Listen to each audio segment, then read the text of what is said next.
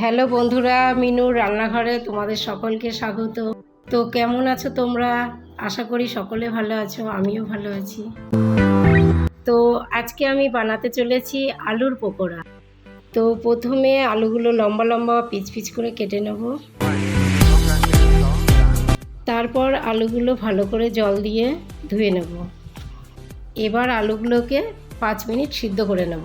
আলুটা ওদিকে সিদ্ধ হোক, এদিকে একটা আমি ব্যাটার বানিয়ে নেব। প্রথমে 1 কাপ ময়দা, হাফ কাপ কর্নফ্লাওয়ার, স্বাদ মতো লবণ, একটু কাশ্মীরি লঙ্কার গুঁড়ো, হাফ চামচ গোটা জিরে, অল্প কালো জিরে, একটা ডিম,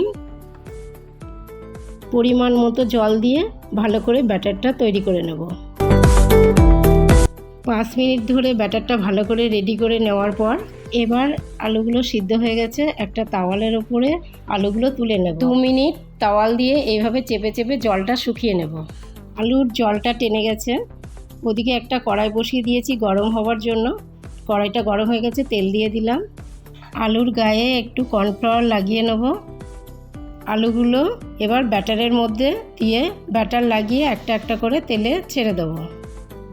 অল্প আঁচে লাল লাল করে ভেজে নেব।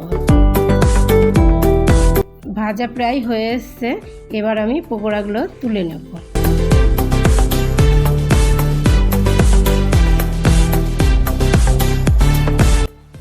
এবার কর্তামশাইকে খেতে দেবো, উনি খেয়ে বলবে কেমন হয়েছে।